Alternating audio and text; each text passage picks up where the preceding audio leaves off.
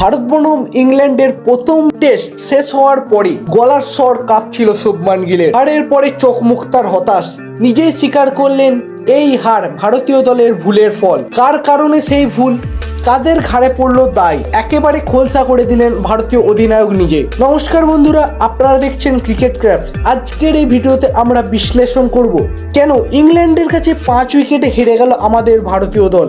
যদিও একটা ম্যাচের মধ্যে আমাদের ভারতীয় দলের 4 জন ব্যাটসম্যান 5টা সেঞ্চুরি করেছিল। এই হারের কারণ কি সেটা বিশ্লেষণ করব আজকের ভিডিওতে, এবং সেই কারণ বিশ্লেষণ করতে গিয়ে শুভমান গিল কি বলেছেন সেটাও থাকছে আজকের ভিডিওতে।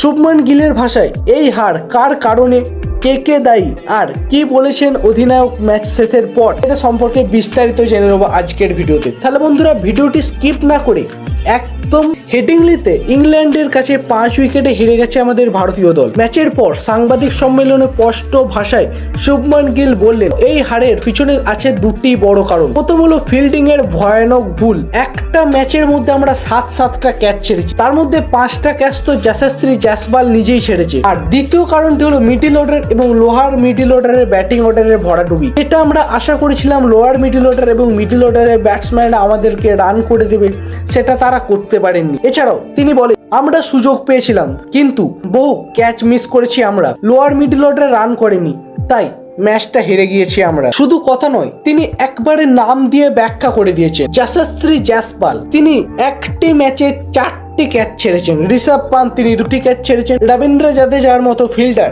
তিনিও 1টি ক্যাচ ছেড়েছেন আগের দিনের টেস্ট ম্যাচে। আর সেই সুযোগই ম্যাচ বের করে নিয়ে যায় ইংল্যান্ড। শুধু ফিল্ডিং নয়, ব্যাটিংও ভেঙে পড়ে লোয়ার মিডল অর্ডারটা। প্রথম ইনিংসে 7 উইকেট পড়ে যায় মাত্র 41 রানে, আর দ্বিতীয় ইনিংসে 6 উইকেটের পতন ঘটে 31 রানের ব্যবধানে। এরপরই গিল বলেন আমরা ভেবেছিলাম দ্বিতীয় ইনিংসে আমরা 430-এর মতো রান করার পর আমরা ডিক্লারেশন করব।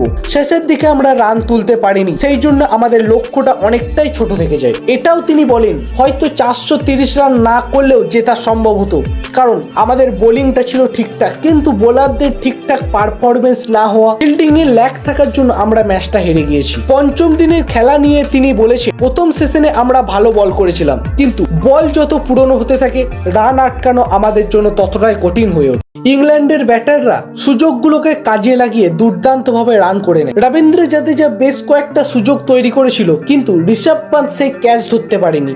তবে গিল কোনো সতীর্থকেই তার দোষ দিতে চাননি ঠিকঠাক, অর্থাৎ তিনি কোনো সতীর্থকেই একদম পুরো ওই দোষী এরকম কোনো তকমা লাগাননি। দোষটা সবারকার মধ্যেই তিনি বেটে দিয়েছেন। ক্রিকেটে এইরকম হয়, সবাই পারফেক্ট হয় না, একথাও বলতে শোনা গেছে ভারতের বর্তমান অধিনায়ক শুভমান গিলের মুখ থেকে। গিল আরো মনে করিয়ে দিয়েছেন এই ভারতীয় দলটা এখন নবীন, অনেকই তরুণ খেলোয়াড় আছে আমাদের দলের মধ্যে।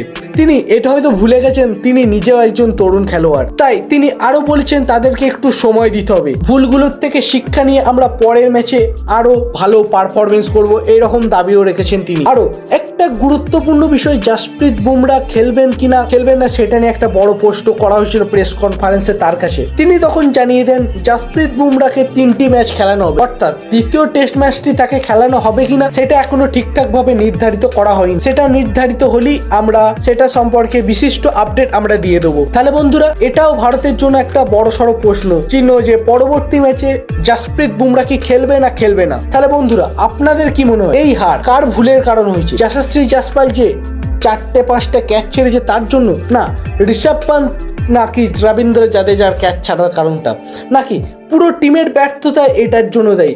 আপনাদের কি মতবাদ অবশ্যই কমেন্ট করে জানিয়ে দিন। আর বন্ধুরা, ভিডিওটি ভালো লেগে থাকলে অবশ্যই লাইক করে দিন, এবং চ্যানেলে নতুন হয়ে থাকলে চ্যানেলটি সাবস্ক্রাইব করে পাশে থাকা বেল আইকনটি টিপে দেবেন, কারণ আগামী টেস্টের সমস্ত আপডেট যত শীঘ্র আমরা পাবো আপনাদের কাছে ডেলিভার করে দেবো। তাই আপনি আপডেটেড থাকতে চাইলে অবশ্যই চ্যানেলটি ফলো করে নিন। আর ডেসক্রিপশন বক্সে গিয়ে দেখুন কিছু লিঙ্ক আছে, যেখানে আপনি ক্লিক করলে আপনি আমাদের ফেসবুক পেজে চলে যাবেন, হোয়াটসঅ্যাপ চ্যানেলে চলে আসবেন এবং টেলিগ্রাম চ্যানেলে চলে আসবেন, যেখানে আমরা ক্রিকেটের আপডেট আমাদের ইউটিউব চ্যানেলের আগে দিয়ে থাকি। তাহলে ওখানে অবশ্যই যোগ দিয়ে দিন, তাহলে আপনি ক্রিকেট রিলেটেড আপডেট নিয়ে সবসময় আপডেটেড থাকতে পারবেন। তাহলে বন্ধুরা, আজকের জন্য এই পর্যন্ত, ফিরে আসছি খুব শীঘ্রই নতুন কোনো আপডেট নিয়ে। ততক্ষণের জন্য ক্রিকেট দেখতে থাকুন, ক্রিকেটকে ভালোবাসুন।